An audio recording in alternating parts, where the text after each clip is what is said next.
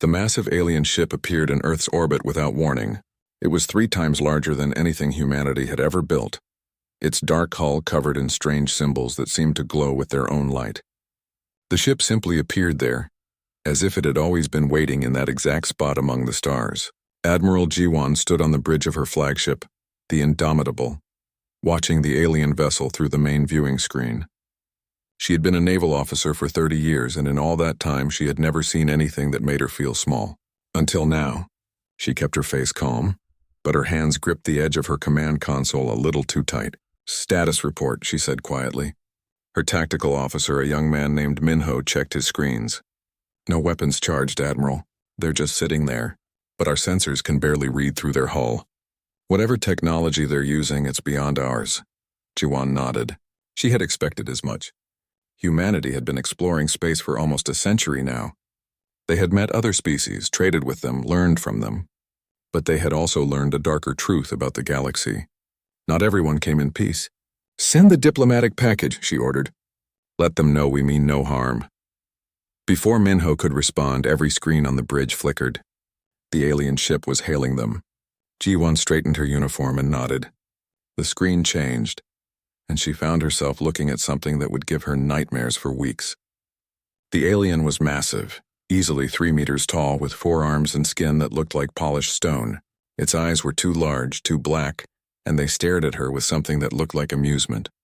When it spoke, the words came through in perfect English, translated by some technology humanity didn't possess. "I am High Commander Thros of the Velkari Empire. You will transport your leadership to this vessel within the hour. We have matters to discuss." It wasn't a request. Jiwan felt anger rise in her chest, but she pushed it down. "High Commander, I will relay your message to our government. However, it is customary to—" "I do not care about your customs," Thros interrupted. His voice was like rocks grinding together. "1 hour. Do not make me wait." The screen went dark. Jiwan stood there for a moment, her jaw tight. Then she turned to her communications officer. "Get me President Mirai, priority channel." 20 minutes later, a small shuttle left Earth carrying 3 people. President Mirai sat in the center, her expression calm despite the situation. On her left was Ambassador Daeho, a man who had spent his entire life learning how to talk to aliens. On her right sat General Quan, head of Earth's military forces, his hand never far from his sidearm. Daeho looked out the window at the alien ship growing larger. "We should be careful with our words. The Velkari are known across the galaxy. They control almost 1,000 star systems." "I know who they are," Mirai said softly. "I also know what they do to species who resist them." The shuttle docked, and they were escorted through corridors that seemed designed to make visitors feel small. Everything was too large, too dark, too cold. Finally, they entered a chamber where High Commander Thros waited, surrounded by a dozen armed guards. Thros looked down at the 3 humans as if examining insects. "Sit," he commanded, gesturing to chairs that were too large for human bodies. They sat. Mirai kept her spine straight, her eyes level. "I will not waste time with pleasant words," Thros began. "The Velkari Empire has observed your species for 20 of your years. You have expanded to 12 worlds. You build ships. You grow strong. This cannot be allowed to continue. We have harmed no one," Daeho said carefully. "We seek only to—" "Silence." Thros's voice was like a physical blow.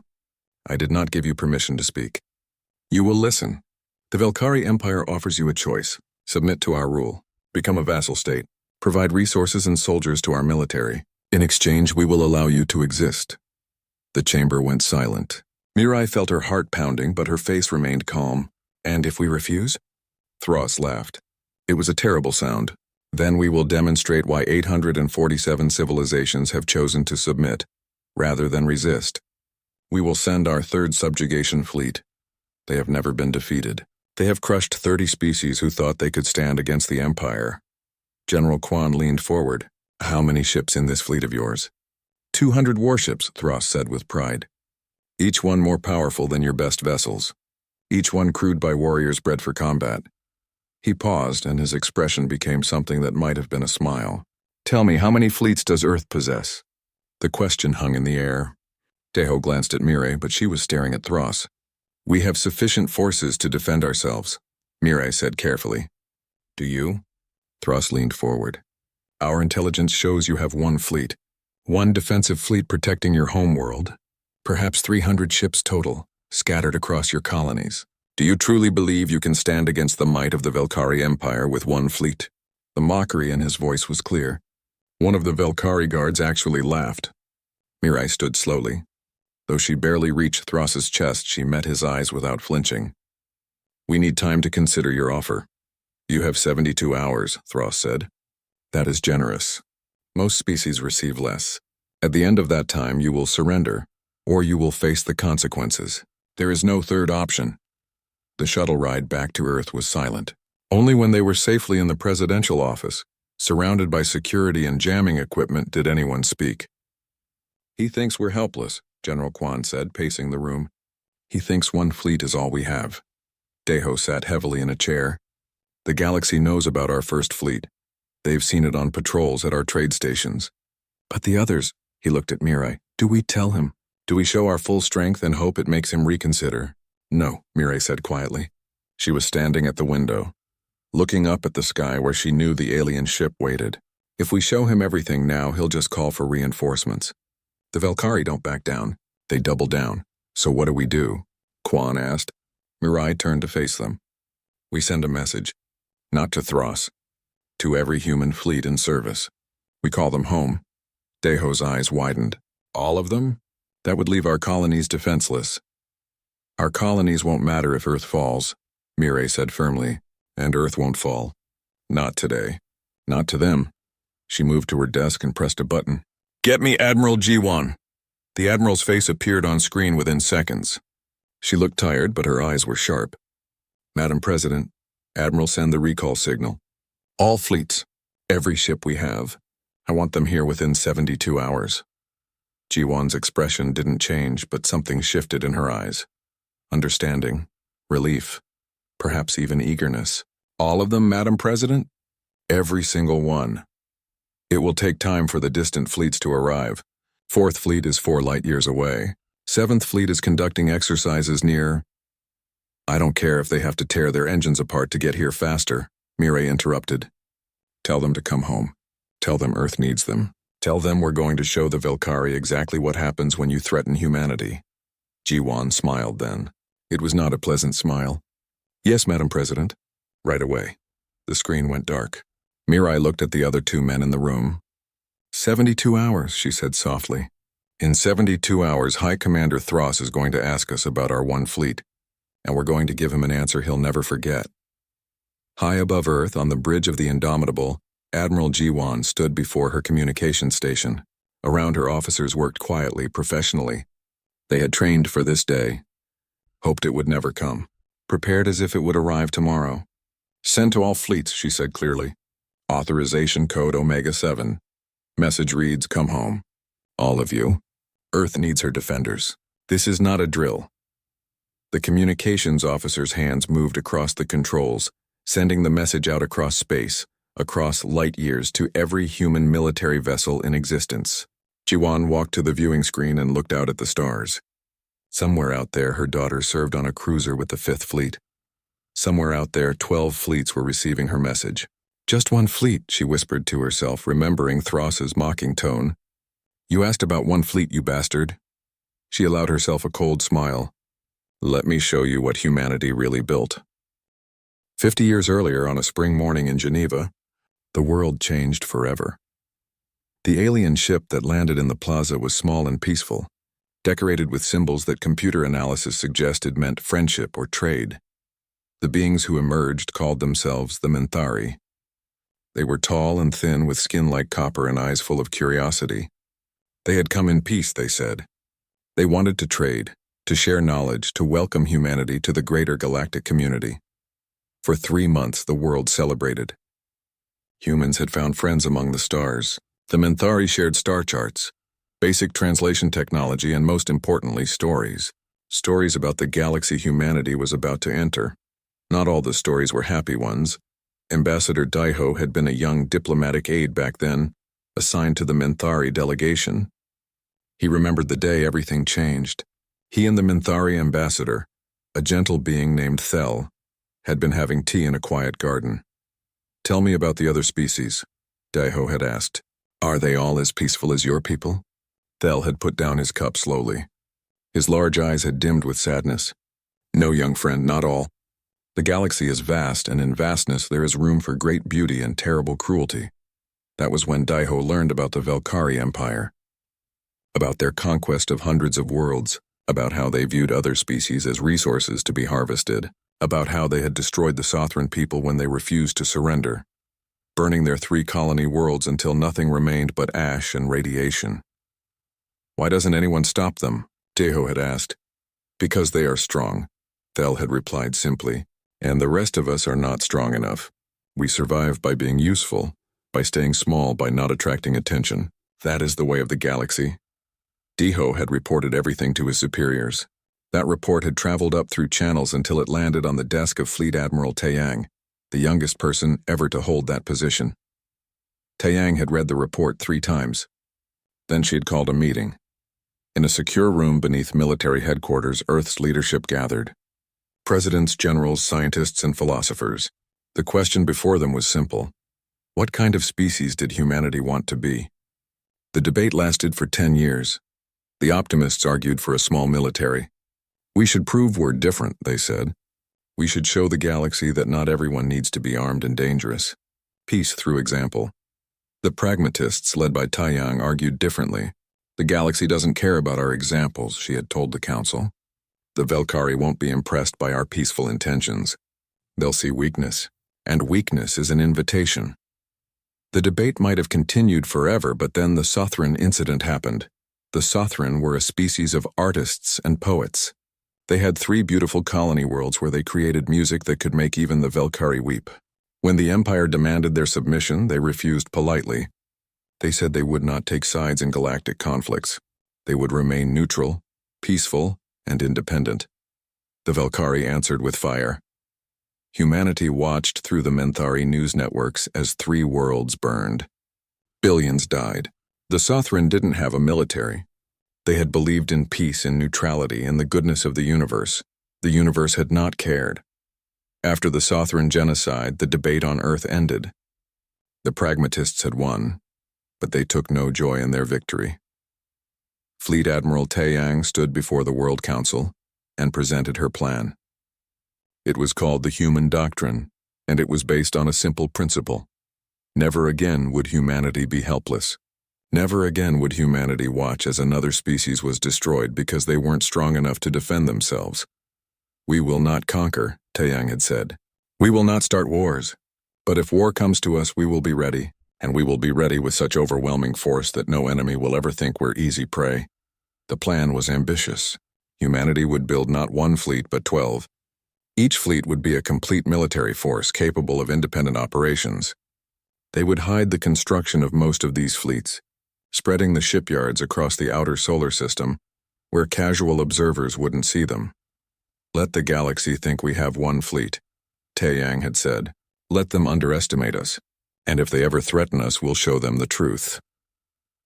The construction began immediately. Chief Engineer Yunji had been a young shipyard manager when the project started. Now 20 years later, she stood in the main observation deck of the Titan yards hidden in Saturn's orbit and looked at her life's work. Dozens of warships floated in the construction frames. Behind her, through the massive windows, she could see 3 more shipyards, each one larger than a city. This was just one of 8 hidden construction facilities. Her assistant, a man named Junho, came up beside her. The 9th Fleet is ready for deployment. All systems are green. Yunji nodded, but her mind was elsewhere. She was thinking about her daughter, who was serving on a destroyer with the 7th Fleet. She was thinking about all the families who had members scattered across 12 fleets. She was thinking about the weight of what they had built. Do you think we'll ever have to use them? Kunio asked quietly. I hope not, Yunji said. But hope isn't a strategy. Preparation is. Meanwhile, out near the colony world of New Sejong, Captain Hyunwoo was conducting routine training exercises with the 4th Fleet. His ship, the Horizon, was a modern destroyer, equipped with weapons that could crack a moon if necessary. Around him, 44 other warships moved through formation drills. Hyunwoo was young for a captain, only 35, but he had earned his position through merit and dedication. He had been born on New Sejong, one of the first children born off Earth. This colony was his home.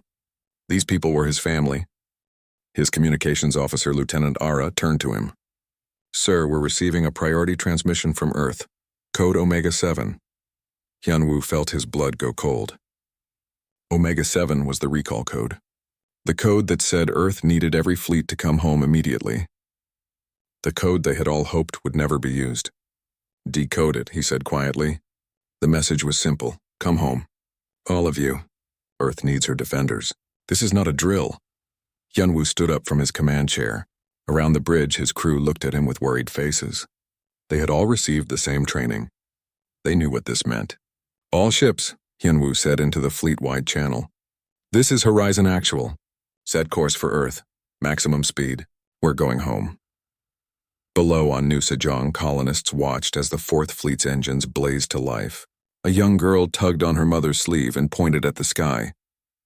"Mom, why are all the ships leaving? Are they abandoning us?" Her mother, who worked in colony administration and knew more than most, knelt down beside her daughter. "No, sweetheart. They're not leaving us. They're going to protect our home. And they'll come back. That's what defenders do." But even as she said it, she felt fear in her chest. If all the fleets were being recalled, something terrible was happening at Earth. Across human space, the same scene played out again and again. Second Fleet, stationed at Mars, was closest and began moving immediately. Third Fleet, patrolling near Venus, followed. Fifth, Sixth, Seventh, Eighth, Ninth, 10th, 11th, and 12th Fleets all received the message and began their jumps home. But there was one more fleet. One that even most of Earth's government didn't know about. In the dark spaces beyond Neptune, where sunlight was barely a whisper, Shadow Fleet waited. These 30 ships were humanity's secret weapons program, equipped with technology that wouldn't be standard for another 10 years. Stealth systems that made them invisible to sensors, weapons that bent physics in ways that made scientists uncomfortable. Admiral Seojun commanded Shadow Fleet from his flagship, the Phantom. He was older than most active admirals, his hair gray, his face lined with the weight of secrets. When the recall code arrived, he read it twice. "So it begins," he said quietly. His second-in-command, Commander Bora, looked at him. "Should we decloak?" "Not yet," Seojun said. "Let them see the regular fleets first. Let them think they understand. We'll be the surprise that ends the discussion." Back on Earth, Fleet Admiral Taeyang stood in the command center deep beneath military headquarters. Around her, tactical displays showed the positions of all 12 regular fleets. Slowly, steadily, they were all converging on Earth. President Mirai entered the room, Ambassador Daeho beside her. "Are they coming?" Mirai asked. "All of them," Taeyang confirmed. Fourth Fleet is farthest out. They'll arrive in 68 hours. But Second and Third are already in the inner system. First Fleet has moved to defensive positions around Earth. The others are jumping as fast as their engines allow. Daeho looked at the displays with wonder. "I knew about the fleets, but seeing them all moving at once." He trailed off. "It's what we built," Taeyang said simply. "After the Sothran died, we made a choice. We decided that humanity would never be helpless. We would never beg for mercy. We would stand on our own strength." "And if the Velkari bring more than one fleet?" Mirai asked. Taeyang's expression didn't change. "Then we show them what happens when you threaten a species that learned from history. We show them what happens when you corner an enemy that's been preparing for this fight for 20 years. She pulled up another display, one that showed estimated Velkari fleet strength based on intelligence reports. "Their third subjugation fleet has 200 ships. We're bringing 1,247. Plus Shadow Fleet's 30 experimental craft, though I'd prefer to keep those as our ace." Daeho whistled softly. "That's overwhelming force." "That's the point," Taeyang said. "The goal isn't to barely win. The goal is to win so decisively that the Velkari never think about threatening us again. The goal is to make them understand that humanity isn't prey. We're not another Sothran. We learned from their tragedy." "Will it work?" Mirai asked. Taeyang looked at her president, her friend, and allowed herself a small smile. "In 62 hours we'll find out." High above Earth on the Indomitable, Admiral Jiwan received confirmation that all fleets were en route. She looked out at the Velkari ship, still holding position in Earth's orbit like a vulture waiting for something to die. "Just one fleet," she whispered again, remembering Thross's mocking question. She thought about the Sothran, about how they had died because they weren't ready, about how humanity had watched and learned. "We remembered you," Ji-won said softly, as if the dead Sothran could somehow hear her across the light years. We learned from you, and because of you we'll survive. The timer on her console counted down. 62 hours until the Velkari deadline. 62 hours until they learned the truth. The message reached Captain Hunwoo while he was sleeping. His comm unit buzzed with the priority code that meant stop everything. This is important, this is real. He sat up in his bunk, rubbed his eyes, and read the words that would change everything. Come home, all of you. Earth needs her defenders. This is not a drill. For a long moment, Hyunwoo just stared at the screen. He had trained for this. Every officer in every fleet had trained for this. But training was different from reality. Training didn't make your hands shake. Training didn't make your heart pound like it was trying to escape your chest. He pressed the ship-wide comm button. All hands, battle stations. This is not a drill. Set course for Earth immediately. Within minutes, the horizon was moving. Within an hour, all 45 ships of the 4th Fleet were lined up, their engines burning bright enough to be seen from New Sejong's surface. They would jump together, moving through the strange space between spaces that let ships cross light years in days instead of decades. On the planet below, people came out of their homes to watch. They stood in streets and parks looking up at the lights in the sky. The lights that represented their defenders, their protectors, their hope. A young girl named Somin stood with her mother in their backyard. She was 8 years old and wanted to be a starship captain when she grew up. She pointed at the brightest light, the one that had to be the horizon. Mom, why are they all leaving? Somin asked.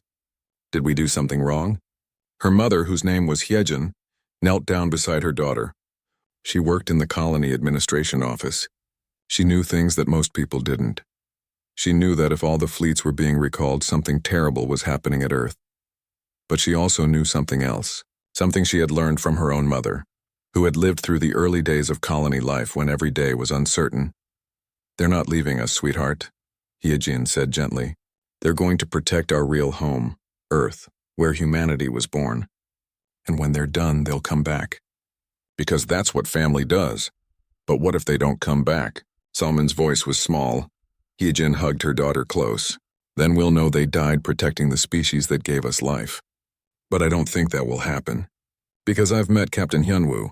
He grew up here just like you. And he promised me once that he would always protect New Sejong. I believe him. Up in space, Hyunwoo stood on his bridge and gave the order. All ships jump in 3, 2, 1, mark. The 4th Fleet disappeared from New Sejong's sky, leaving only the stars behind, closer to Earth, at the Titan yards hidden in Saturn's orbit. Chief Engineer Yoonji was having the worst day of her career. The 9th Fleet was scheduled for deployment, yes, but scheduled for next month. After final checks. After one more round of simulations. After she was absolutely certain every system was perfect. Instead, she was watching crews rush through pre-flight checks at 3 times the normal speed. This is insane, she muttered to herself. We're skipping critical safety protocols. We're rushing procedures that should take days. Her assistant Junho overheard her. Would you rather we take our time and arrive at Earth after the battle's over? Yoonji glared at him, but she knew he was right. She pressed the comm button that connected her to all 37 ships of the 9th Fleet.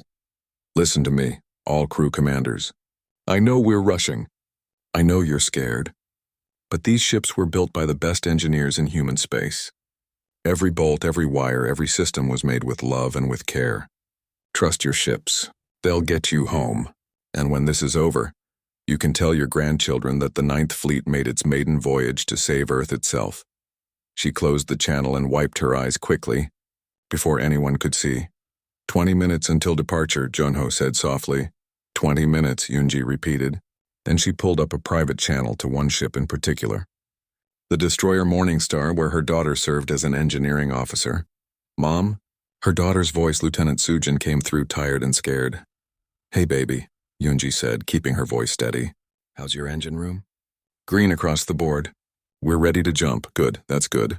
Listen, I know you're scared, but you remember what I taught you when you were little? Which part? Sujin laughed weakly. You taught me a lot of things. I taught you that machines respond to confidence. If you trust them, they'll work for you.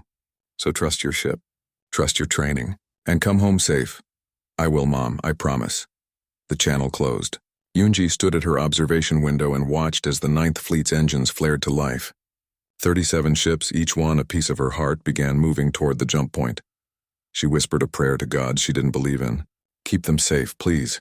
Just keep them safe. Far out in the dark, beyond Neptune, where the sun was just another star, Shadow Fleet received the same message. Admiral Seojin read it with a face that showed nothing. He had commanded ships for 40 years. He had seen friends die in training accidents. He had watched colonies struggle and survive. He had kept humanity's greatest military secret for a decade. Now the secret was about to come out. His second-in-command, Commander Bora, stood beside him on the bridge of the Phantom. She was younger, faster, probably smarter. She would take his place when he retired next year. If he survived that long, orders, sir? She asked. Seojin looked at the tactical display. He could see through their advanced sensors, the Valkyrie ship sitting in Earth's orbit like a disease. He could see First Fleet moving into defensive positions. He could track Second and Third Fleets approaching from the inner system.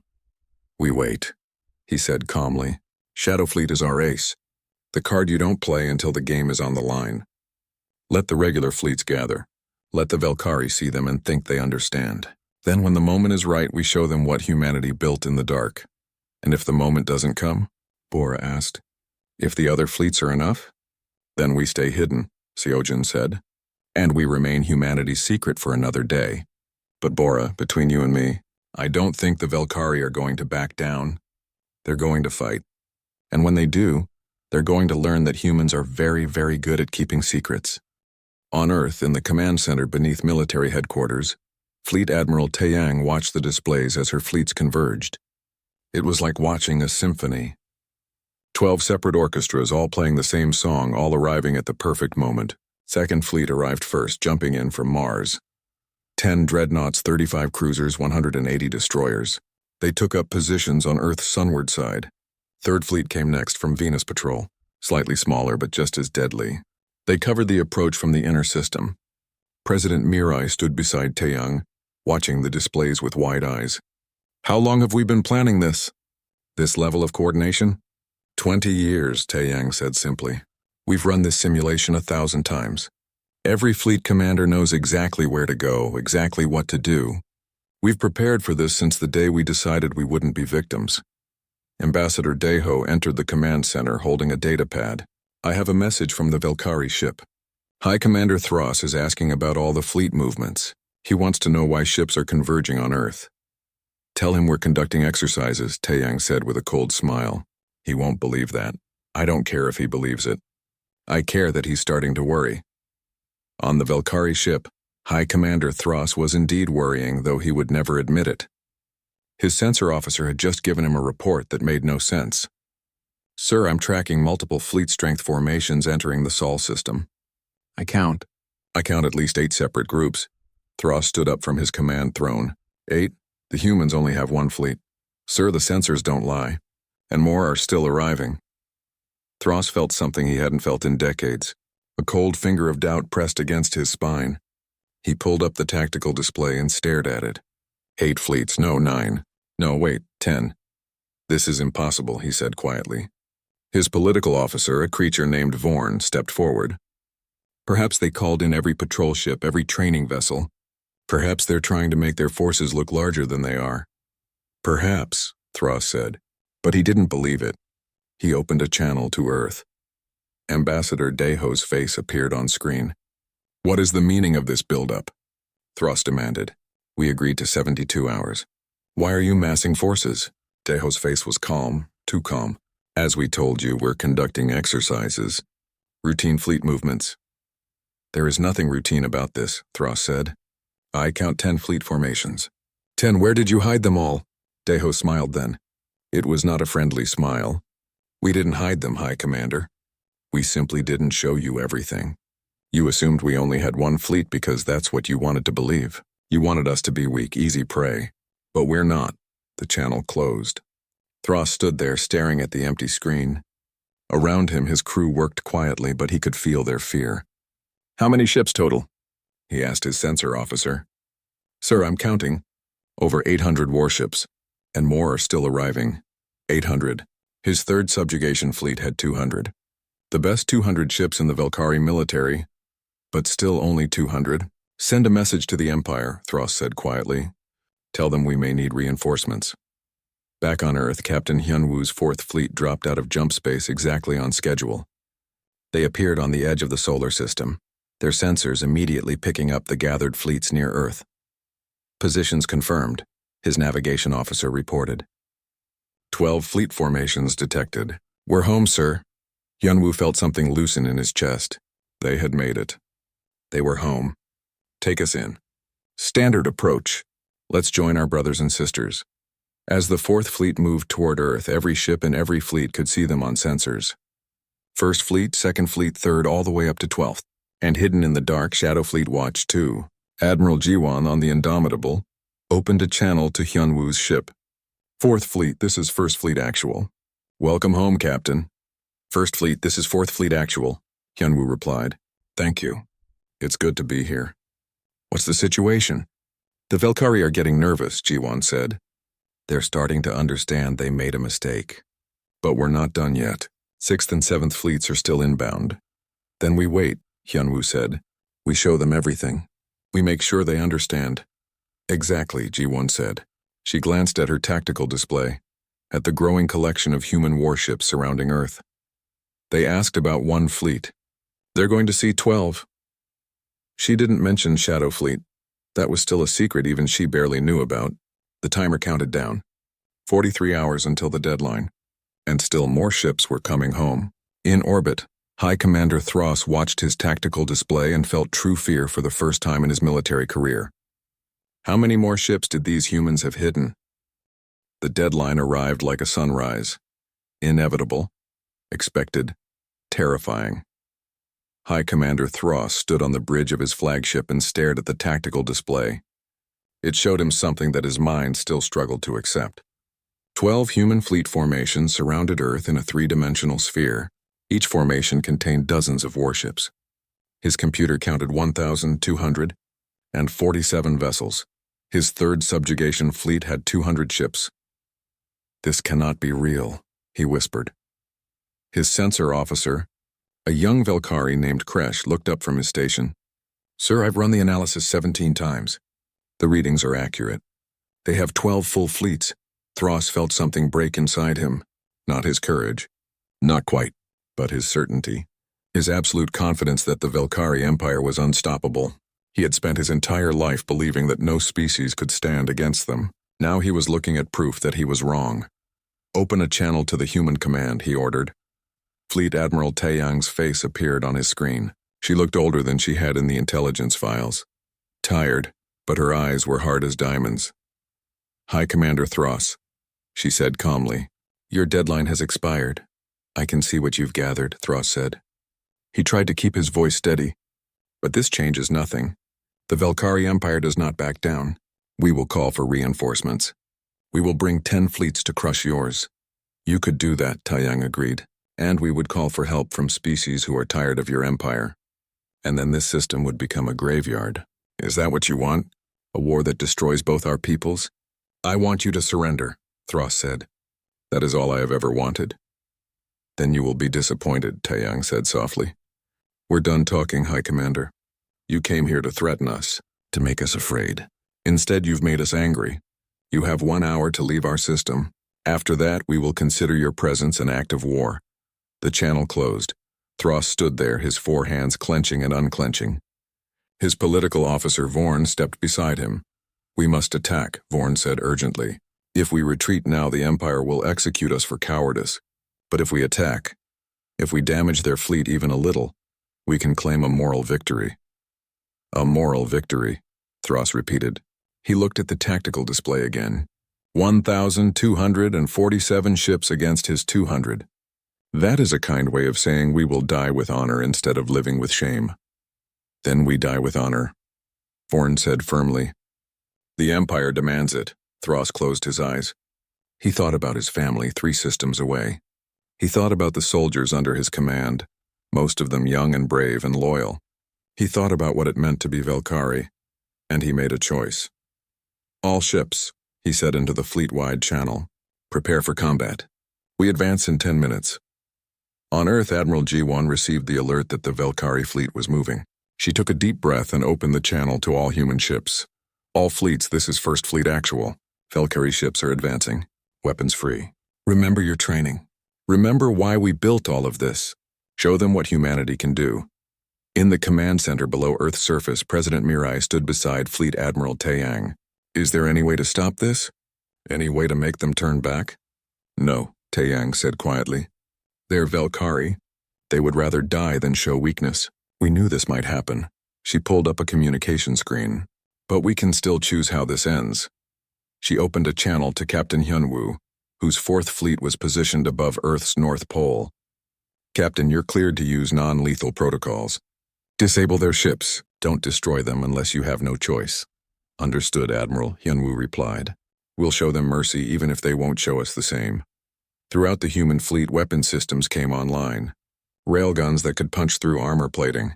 Missile batteries that could track and destroy targets millions of kilometers away. Energy weapons that humanity had learned to build by studying alien technology. But there was one more element. One final surprise. Far out in the dark, Admiral Seojin gave the order that Shadow Fleet had been waiting to give for 10 years. Drop stealth fields. All ships. Let them see us. 30 ships appeared on every sensor in the system. They had been there all along, invisible, watching. Now they showed themselves. On the Valkyrie flagship, Sensor Officer Kresh's hands shook as he reported. Sir, 30 additional ships just appeared. They were using some kind of stealth technology. Sir, I'm reading energy signatures that don't match any known human designs. Thras felt his heart sink. Not 12 fleets, 13. And the 13th was using technology the Valkyrie didn't have. He had led his fleet into a trap. Continue the advance, he ordered. Because what else could he do? Retreat was death. Advance was probably also death. But at least advancing was honorable. The two forces moved toward each other across the vast emptiness of space. The Valkyrie fleet in a tight formation, protecting their flagship. The human fleets in a perfect sphere surrounding the enemy from all angles. It was not a fair fight. It was not meant to be. The Valkyrie fired first. 200 ships launched missiles and energy beams toward the human formations. The display lit up with streaks of light, each one a weapon that could destroy a city. The human point defense systems engaged. Thousands of small guns controlled by computers that could think faster than any organic mind, tracked and destroyed incoming threats. Missiles exploded harmlessly in space. Energy beams were dispersed by defensive fields. Not a single human ship was hit. Then humanity returned fire. Captain Hyunwoo gave the order to his fourth fleet. Target their engines and weapons. I want those ships dead in space, not dead in fact. Fire. Across all 12 regular fleets, the pattern repeated. Precise targeting. Overwhelming firepower. Railgun rounds crossed millions of kilometers in seconds. Missiles wove through space, dodging and weaving like living things. Energy beams cut through Valkyrie shields as if they weren't there. The first Valkyrie cruiser went dark. Its engines destroyed, power failing. Then a destroyer, then a dreadnought. On his flagship, Thras watched in horror as his fleet was systematically dismantled. Ship after ship went dark. Some exploded when their reactors overloaded, but most just stopped. Dead in space. Helpless. They're not even trying to destroy us, his tactical officer said in disbelief. They're just disabling us. Because they can, Thras said quietly. Because they're so much stronger than us that they can afford to show mercy. It was the most humiliating thought of his life. Shadow Fleet entered the battle differently. Admiral Seojin's ships moved like ghosts, appearing and disappearing from sensors. Their weapons were strange, experimental, terrifying. One shot from Shadow Fleet's flagship didn't destroy a Valkyrie dreadnought. It just made all its systems fail simultaneously. Computers crashed. Life support dropped to minimum. Weapons went offline, the crew lived. But their ship was nothing but a metal coffin floating in space. On the Indomitable, Admiral Jiwon's daughter, Commander Yuna, was coordinating point defense for 5th Fleet. She watched as 3 Valkyrie missiles tried to break through toward her mother's flagship. Not today, she whispered, and fired. All 3 missiles exploded thousands of kilometers away from their target. Good shooting, Commander, came a voice over the comm. It was her mother. Yuna felt tears in her eyes, but she kept working. There would be time for emotion later. Right now there was only duty. The battle lasted 43 minutes. That was all. At the end of those 43 minutes, 89 Velkari ships floated dead in space, their crews alive but helpless. 47 ships had managed to escape, jumping away before they could be disabled. High Commander Thross's flagship was one of the disabled ones. He sat in his command throne, surrounded by darkness, breathing emergency air, and waited for the humans to finish him. Instead, a human voice came over the emergency channel. It was Fleet Admiral Taiyang. High Commander Thross, we're sending rescue ships to your location. We will provide air, power, and medical supplies. Your crew will not be harmed. Do you understand? Thross couldn't speak for a moment. Why? He finally asked. Why would you help us after what we tried to do? Because you're living beings in distress, Taiyang said simply. And because we want you to deliver a message to your empire. Tell them that Earth is not interested in war. But if war comes to us, this is what happens. We don't conquer. We don't subjugate. We just defend ourselves, and we're very, very good at it. I will deliver your message, Thross said quietly. Across the battlefield, human ships moved to help their defeated enemies. Medical teams transferred to disabled Velkari ships. Engineers helped restore life support. Food and water were shared. Captain Hyunwoo supervised the rescue operations near his sector. One of his officers, Lieutenant Minsu, came up to him. Sir, permission to speak freely? Granted, Hyunwoo said. We could have destroyed them all. Why didn't we? Hyunwoo looked out at the stars, at Earth shining in the distance. Because we're not like them. Because we don't win by being cruel. We win by being better. And being better means showing mercy when we can. On Earth, celebrations erupted in every city. People poured into streets crying and laughing and hugging strangers. They had been so afraid. The Velkari were supposed to be unstoppable, but Earth had stopped them. In the command center, President Mirai hugged Fleet Admiral Taiyang. We did it, she said. We actually did it. We did, Taiyang agreed. But this is just the beginning. The Velkari won't forget this. The galaxy won't forget this. Everything changes now. Ambassador Deho was already receiving messages from alien species they had never heard of. Some were congratulations. Some were requests for alliances. Some were warnings that the Velkari would come back with even more force. High above Earth, in the Indomitable's observation deck, Admiral Jiwon stood with her daughter, Commander Yuna. They watched the rescue operations in silence. You fought well today, Jiwon said finally. So did you, Mom, Yuna replied.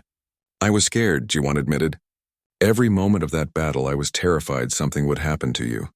I know. I was scared for you too.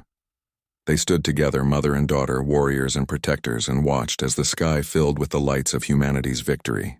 The Velkari had asked about one fleet. They had found 12 plus one hidden in shadows. And they would never ask that question again. 3 days after the battle, High Commander Thross stood in a conference room aboard the human flagship Eternal Vigil. His hands were not bound. His weapons had been returned to him. The humans had even given him a clean uniform to replace the one damaged when his ship's life support failed. He felt more like a prisoner than if they had put him in chains. Fleet Admiral Taiyang entered the room carrying 2 cups of something that steamed. She set one in front of Thross and sat down across from him. It's tea, she said. From Earth, I thought you might appreciate something warm. Thross looked at the cup. He didn't touch it. Why am I here? Why haven't you executed me? Because we're not executioners, Taiyang said simply. She sipped her own tea. You came here following orders. You did what you thought you had to do. We understand that. We just couldn't let you succeed. You destroyed my fleet, Thross said quietly. We disabled your fleet, Taiyang corrected. All your crew are alive. All your ships can be repaired. You could have that battle again tomorrow if you wanted. We won't, Thross said. He finally picked up the tea and took a small sip. It was bitter and sweet at the same time. I'm not a fool. You outnumber us 6 to 1. You have weapons we didn't know existed. You have stealth technology that makes ships invisible. You prepared for this fight for decades while we assumed you were weak. Fighting you again would be suicide. Good, Taiyang said. Because we don't want to fight you again. We don't want to fight anyone. We just want to be left alone to grow and live and explore. Thross looked at her closely. You're not like other species. Most who gain power immediately try to expand, try to conquer. You could destroy the Velkari Empire if you wanted. Why don't you? Taeyang set down her tea and leaned forward. Because we learned something from history, High Commander. We learned that empires fall. All of them, eventually. They grow too large, too complicated, too corrupt. They consume themselves from within. We don't want that. We want something simpler. We want our children to be free. That's all. Just free. Then what do you want from me? Thros asked. We want you to deliver a message to your empire, Taeyang said. Tell them what you saw here. Tell them about our fleets. Tell them about our weapons. Tell them that humanity is not interested in being your enemy, but we will also never be your subjects. Tell them to leave us alone and we'll leave them alone. Can you do that? Thros thought about it. And if my empire ignores your message? If they send more fleets? Then we'll disable those fleets too, Taeyang said calmly. And we'll keep disabling them until your empire learns the lesson. Or until your empire collapses from the cost of fighting us. Either way, humanity will remain free. Thros finished his tea. I will deliver your message, but I cannot promise my empire will listen. That's all we ask, Taeyang said. Now your ship has been repaired. You're free to go. 2 weeks later, on the colony world of New Sejong, Captain Hyunwoo's 4th Fleet returned to their patrol duties. The colonists threw a celebration that lasted 3 days. Music filled the streets. Children drew pictures of spaceships on every available surface. Hyunwoo walked through the main colony square, still wearing his uniform. People kept stopping him to shake his hand, to thank him, to tell him he was a hero. He didn't feel like a hero. He felt tired. A young girl ran up to him. It was Somin, the 8-year-old who had watched the fleets leave.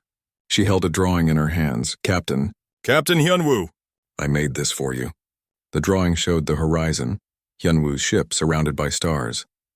At the bottom, in a child's handwriting, it said, Thank you for coming back. Hyunwoo knelt down so he was at her eye level. Thank you, Somin, this is beautiful. Can I ask you something? Yes, sir.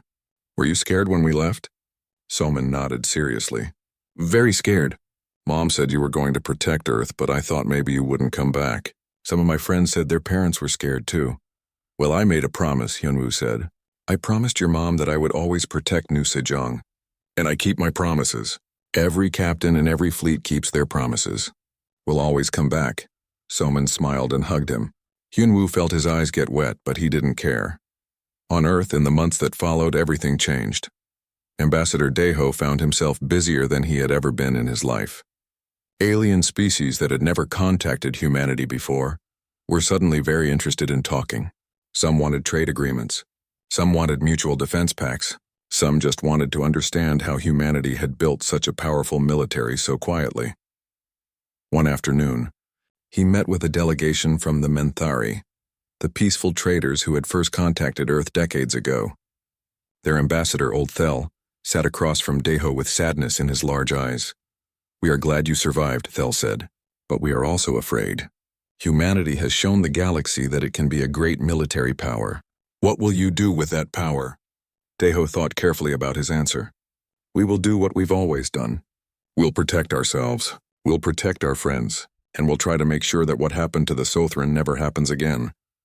The Sothran, Thel repeated. You remembered them. We did, Daeho said. We learned from their tragedy. We decided that no species should have to face annihilation because they weren't strong enough to defend themselves. So we became strong enough, not to conquer, just to survive. Thel was quiet for a long moment. Perhaps, he said finally, perhaps humanity will teach the galaxy a new way. A way where peace comes not from weakness, but from strength, from the certainty that no one can harm you.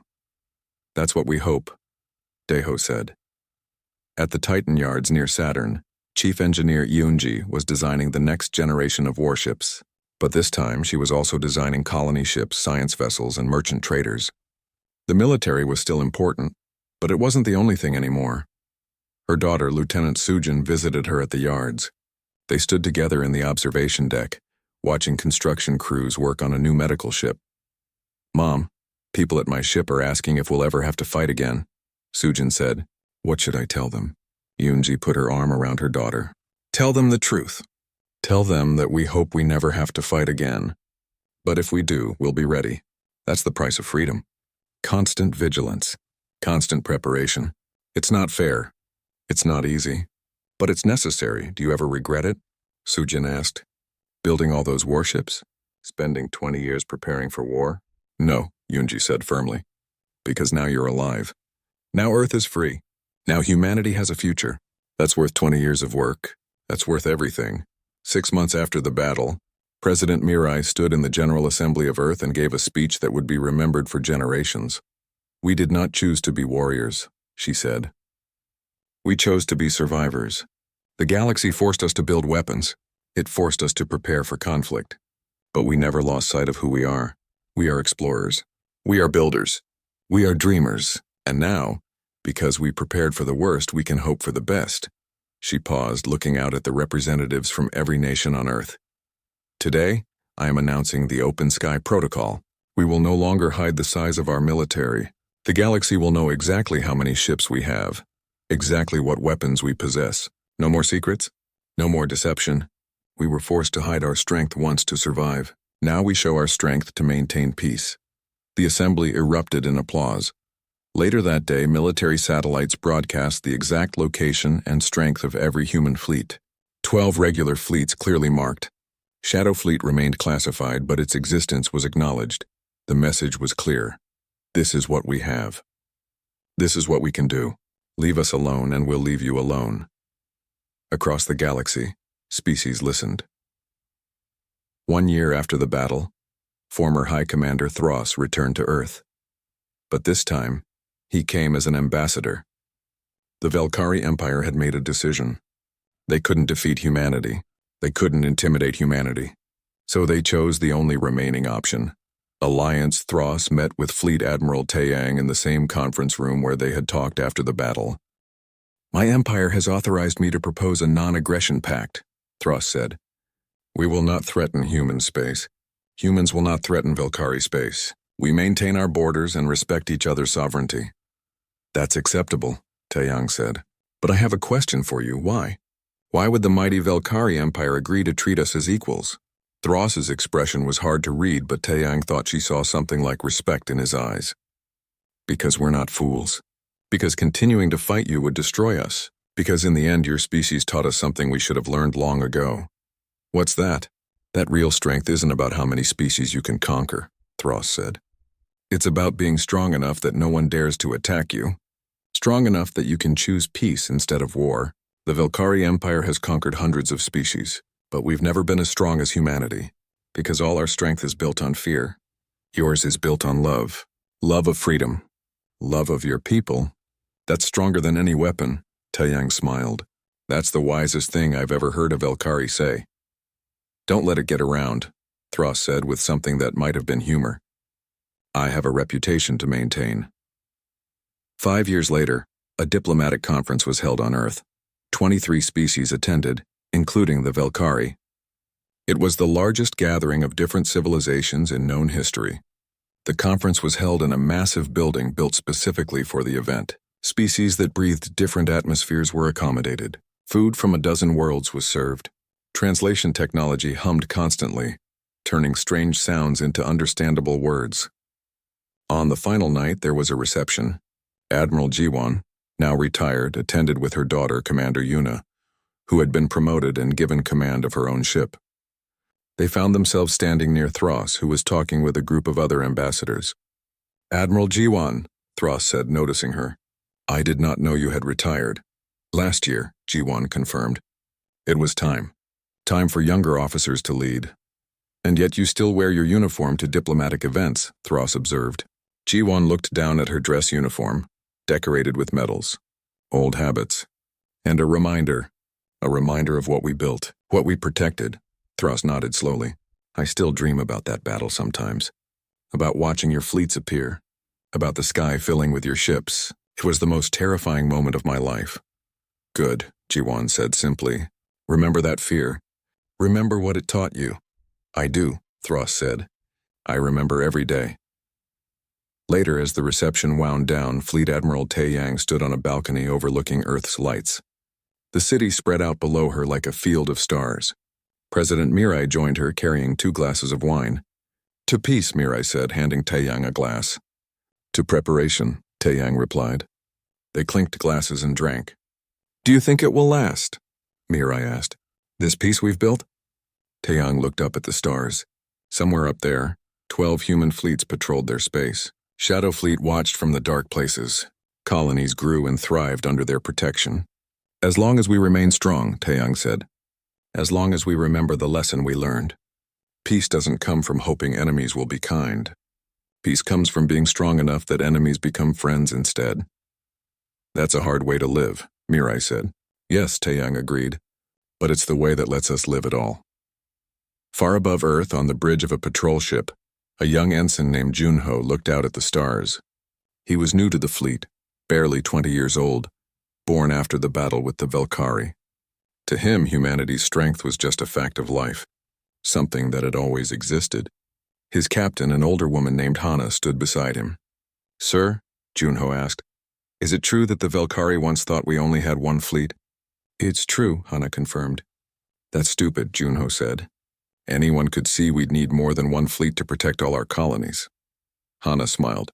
That's because you grew up in a galaxy where humanity is respected, where no one questions our right to exist. But it wasn't always like that. Your parents' generation had to fight for that respect.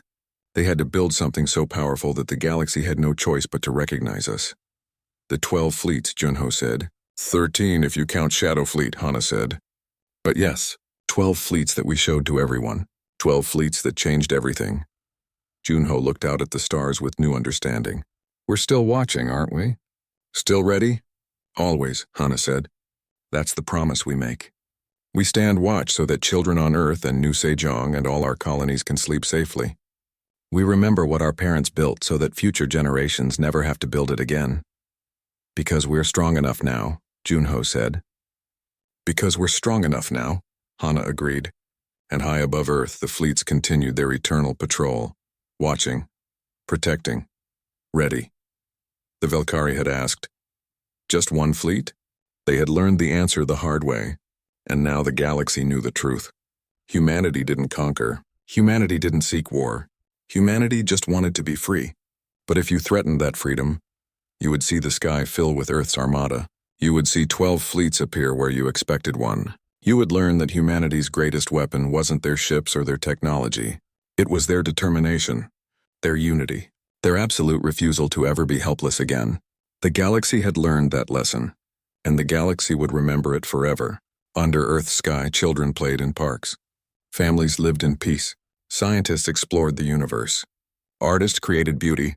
Philosophers debated the meaning of life. And above them all, unseen but never absent, the fleet stood watch. One people, one purpose, one unbreakable promise. Never again would humanity be prey. Never again would they beg for mercy. Never again would they stand alone. The sky belonged to Earth now, and Earth would fill that sky with steel and fire if it must. But mostly, Earth filled it with hope. Hope for a future where strength made peace possible. Hope for a galaxy where freedom was respected. Hope for children who would never know what it meant to be helpless. That was worth everything. That was worth 12 fleets. That was worth the price humanity had paid in sweat and sacrifice and sleepless nights. They had built their defenses in the dark and revealed them in the light. They had answered a threat with overwhelming strength tempered by mercy. They had shown the galaxy a new way. And the galaxy was learning. The story ended not with conquest but with peace. Not with destruction but with understanding. Not with one fleet but with 12. And humanity stood together free and strong, under skies filled with stars and possibilities, forever watching, forever ready, forever free.